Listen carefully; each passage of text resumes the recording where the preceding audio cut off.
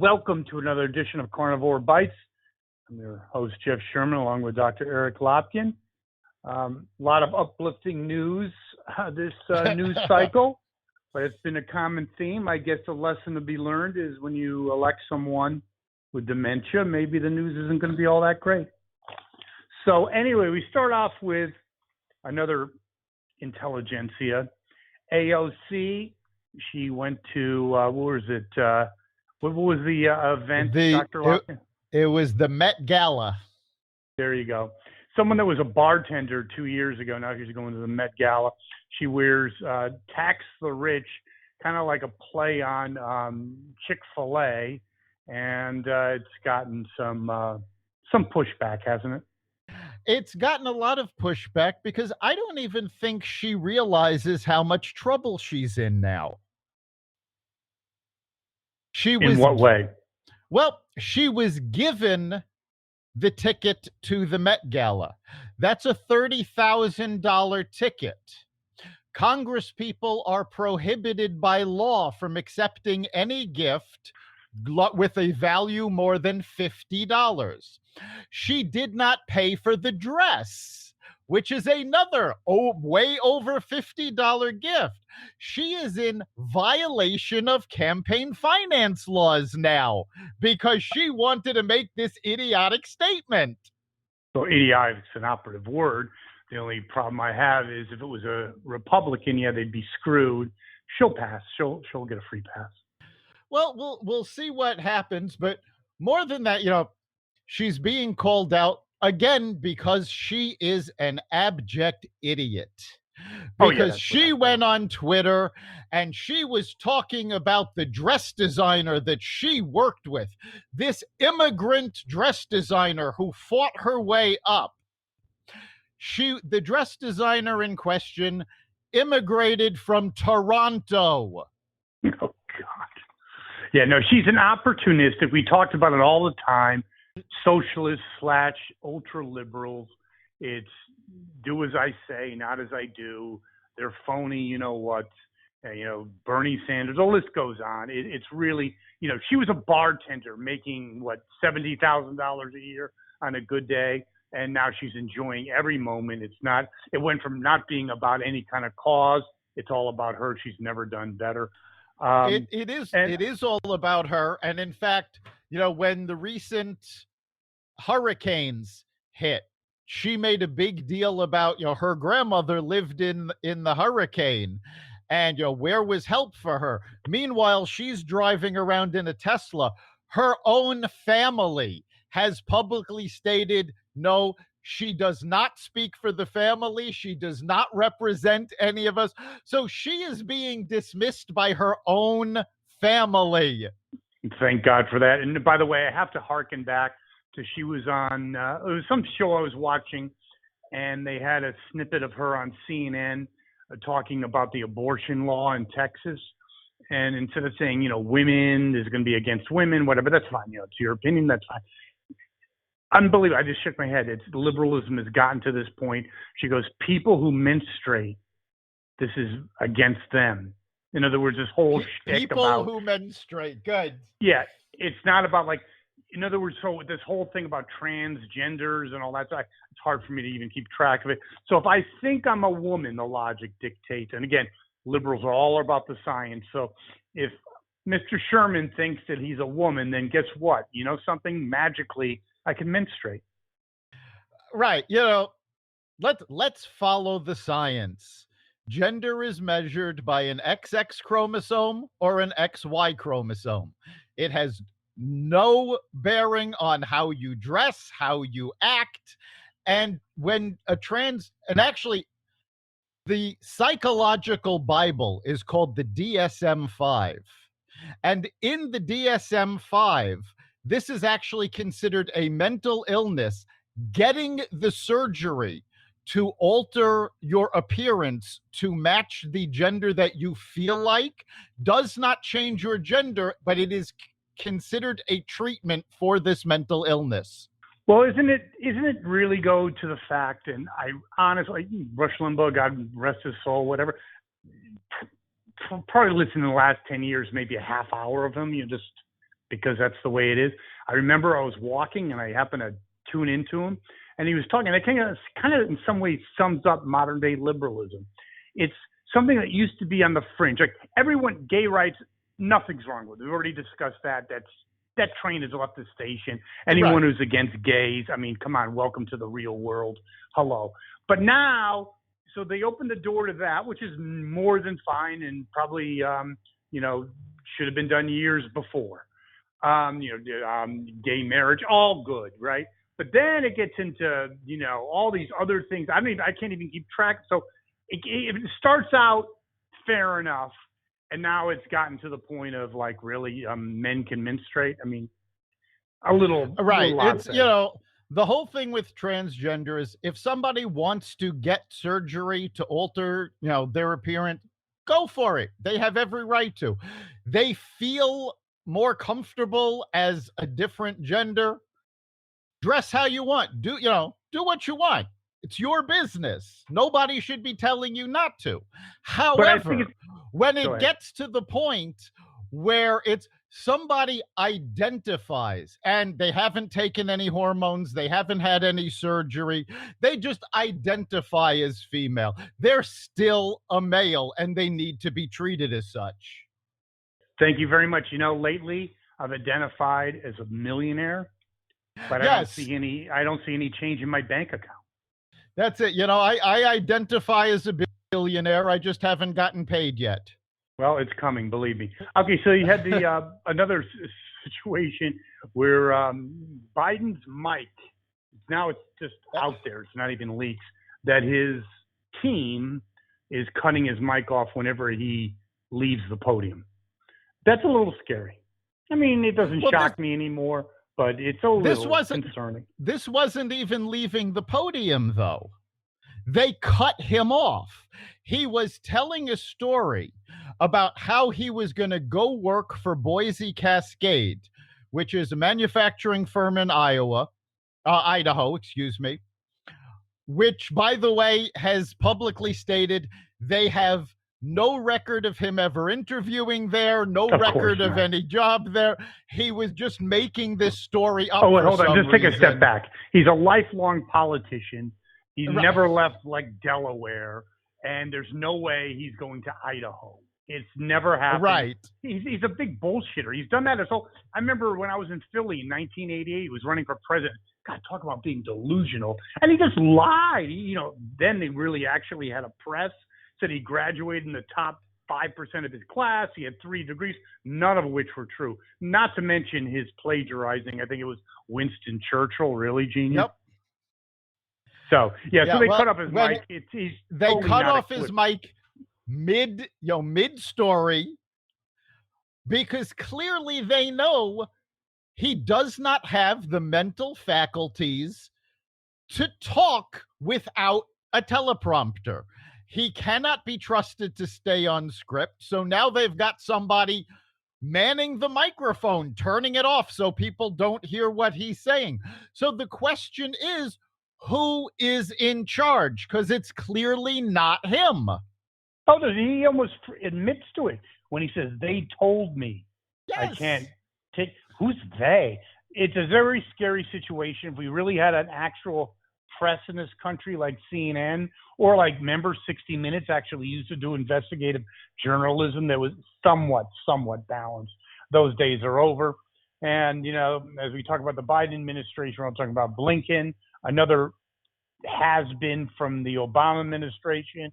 His list of accomplishments are really far-reaching, and I say that in completely sarcastically. Everything, he's got the reverse Midas touch. Everything he touches turns to shit. And obviously the evacuation is just a part of that. But they're having the hearings, and even, believe it or not, Blumenthal, okay, our esteemed senator, was critical of the situation. Oh, yes. Shocking. There has been no lack of bipartisan criticism on this Afghanistan debacle, which is good. But it was revealed earlier today that in a closed-door session, Blinken actually said that The military told Biden that this was going to happen months before, recommended that they leave people behind at the base, which Biden ignored. So the idea that Biden has said, no, everybody was in lockstep, they all agreed with, no, nobody agreed with him, and he ignored everybody. The buck stops with him. As idiotic as Miley is, as idiotic as Blinken is, the buck stops with Biden. Well, Biden talks a mean game plan about that crap, but he goes, yeah, buck stops here. And then he proceeds to blame everyone, including Aunt Jemima. It's like, what? You know, or his 8th grade teacher. It's like, stop it. Yeah. He's a coward, and he's always has been. I actually do partially blame his wife, the esteemed doctor. She knew he had dementia, and she let him proceed with this shenanigan. Oh, absolutely. What was his family thinking letting him run? It's ridiculous. But you know, the big thing that the Biden administration is trying to hide behind is the Trump treaty. That, oh, we were locked in by the Trump treaty. Here's the truth of the matter. And folks have actually read this treaty on television to point this out. The treaty stipulated that none of this was going to happen unless the Taliban negotiated with the Afghani government to form an interim government.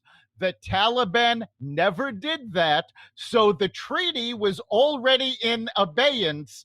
Biden was not locked into anything. Well, like he was locked into the Keystone Pipeline. Hello.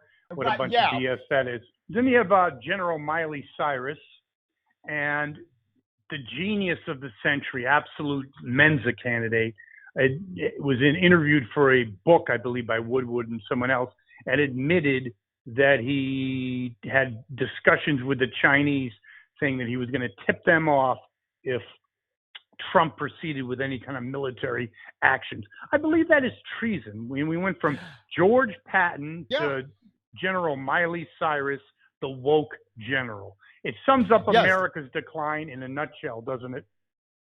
This is treason. And it's not just implicating Miley, because the book goes on to explain that he did this at the behest of Nancy Pelosi. So both Pelosi and Miley are guilty of treason while she was trying to impeach Trump. And there'll be nothing said about that, I'm sure. We did have speaking of Trump, because I think it does relate, we did have the Newsom recall, looked a little precarious or positively for a while, but then you did win in a landslide. There is no recall. And they really use as a wedge issue Trumpism. And there's some editorial comments saying maybe that's that could spell some trouble for the Republican Party, especially if he's either indirectly involved in a big way or actually does run. What do you think? Actually, I don't think it bodes anyway for the Republican Party. California is a special kind of crazy. Trump never had any shot of doing anything in California. And they basically made this whole thing about the Republicans trying to take over and the Trumpites trying to take over. No, this was about massive homelessness, a massive economic failure. And someone also, I love this, looks something right out of Central Casting, good looking, tall, perfect age, but is a complete empty suit. And some people talk about white privilege. Well, he's a perfect example of that. I think he's connected with the Pelosi's, never probably worked a day in his life, probably went to a great Ivy League school, dumber than rocks and incapable of changing someone's oil. And let's take a good look at what actually went on during the recall. Okay, the leading candidate other than Newsom was Larry Elder, an African-American radio host. Larry Elder was attacked on the street by a woman wearing a gorilla mask. How much more racist can you get? Mainstream media ignored it. Nobody said a thing. If he had been a liberal, everybody would have been up in arms about this racist attack. And yeah, oh no, he's Republican, he's conservative.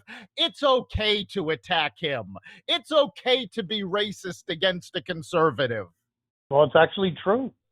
Yes, it is true, sadly enough. Also, this relates to General Miley Cyrus, blinking, Biden. North Korea just launched a second missile attack aimed at Japan or the Japanese area, and looks like that cat's out of the bag. And what scares me is you've got a dumbass in the White House. Things could miscalculate, and we could be in a hot war. Yeah, if you were worried about Trump starting a war, you got to be a lot more worried now, because nobody takes the U.S. seriously. We can threaten anything we want. Nobody is going to believe us. Nobody cares. Our allies are not working with us. Our adversaries have been strengthened. Actually, our allies, so-called allies, are actually reading the tea leaves and starting to make overtures to China, talking Western Europe. So it is, elections do have ridiculous consequences. It's absolutely ridiculous how far we've fallen. The consequences of this election have been enormous, and anybody who says, "Oh well, Trump was a fascist," no.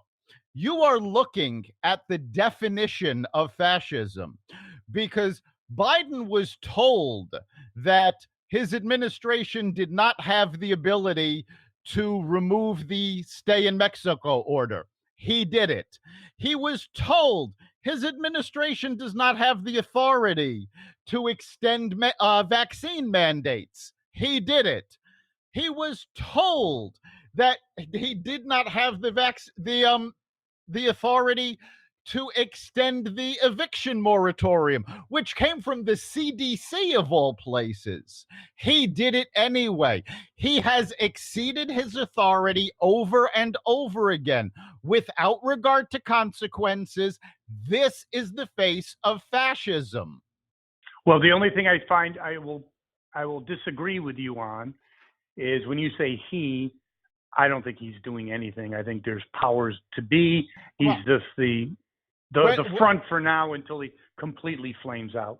When I say he, I'm referring to his administration, because clearly he's not in control. As we said, when they cut the mic, and he keeps saying, "I was told not to take questions." So obviously somebody is pulling his strings, and thank God there is one man willing to stand up to all of this woke bullshit, all of this left-leaning destruction that they're trying to rain down on the country, and that is Senator Manchin.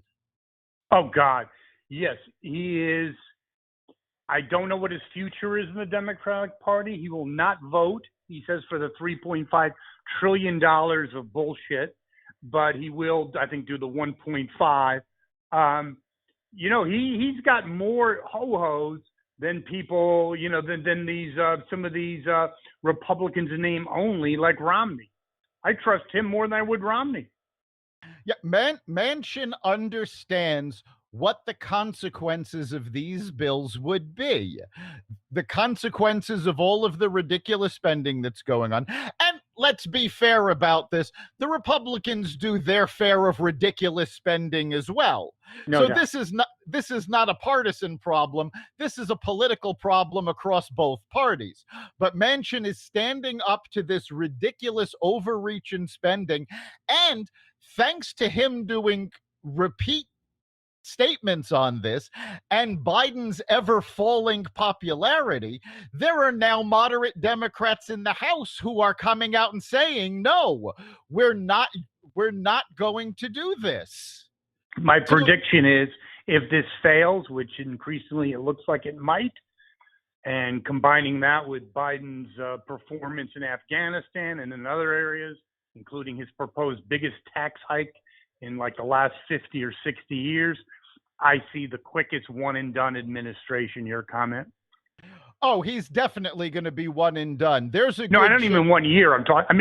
I mean 1 term. I'm talking 1 year. Goodbye. Like yeah. could be a lame duck before the midterms. Yes, they have been talking about the fact that he is already a lame duck president into his first year. And you mentioned the tax hike. Let's talk about this tax hike, because the biggest lie in this tax hike is, oh, they're going after big corporations. They're going after high earners. No. There is a clause in this tax hike that gives the IRS the ability to check your PayPal and Venmo accounts if you have more than $600. How is going after a gig freelance worker that made an extra $600 going after big business and rich people? Because it is exactly this, Dr. Lopkin, and I'm glad you mentioned that. There's a complete reversal of fortune. Good movie, by the way. And that is that the Republicans used to be the Thurston Howells, the country club Republicans, and the Democrats for the blue-collar working man. That is completely flipped on its ass. It has. The Democratic Party does not care about the working man. They could give a shit. And despite their claims of socialism, AOC, the Squad, Sanders, they don't give a damn about people either. In fact, they go out of their way to flaunt how much money they've been making on the backs of the American working public. Just like socialist Russia, there's really no difference. And kind of on that same way of thinking, that same vein, there's a recent poll just came out. 60% of Americans think we're heading in the wrong direction. Only like 29% think we're doing okay. And those are probably just die in the world liberals. 29% think we're going in the right direction. That's Jimmy Carter-ish. Yes, it is. And honestly, though, I think Jimmy Carter was a much better president than we have now. Not even close. Not even close. I mean, Carter had a disastrous presidency. There's no doubt about it. But Carter was, one, honest to a fault. I mean, if he said something, you could take that to the bank.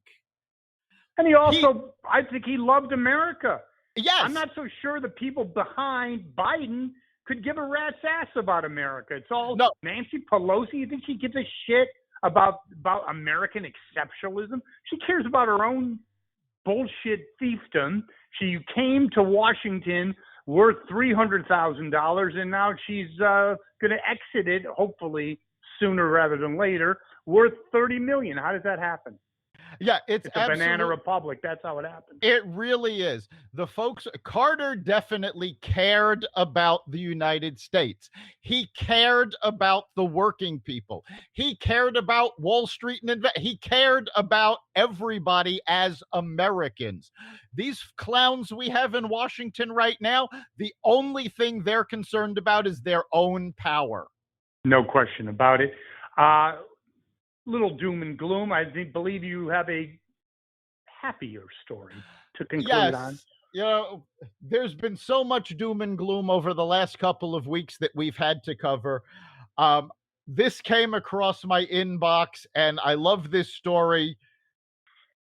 And it shows what America is really about. And this is a story about Chris Jackson. Chris Jackson is an African-American custodian at Unity Grove Elementary School in Locust Grove, Georgia. This is a hardworking man who's been walking to work every day, miles, because he could not afford a car. He did not have the ability to raise the money. Well, the folks at Locust Grove Elementary decided they were going to take care of this. And the teachers went out, they raised money, and they bought him a new car. And you can see the video online, how grateful he is. He throws up his arms, says there is a God. He was so thankful you for folks. summed it up, though, Dr. Lopkin.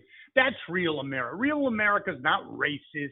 Real America has compassion, and real America is about people like this custodian who doesn't look for handouts, is not looking for the dole, but walks to work and does a hard job every day. That's America. Is that not correct? Exactly. And that's what we need to keep in mind, that the folks that are appearing on the news, the folks that are in Washington, they are not America.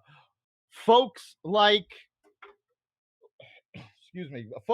Chris Jackson, he's America.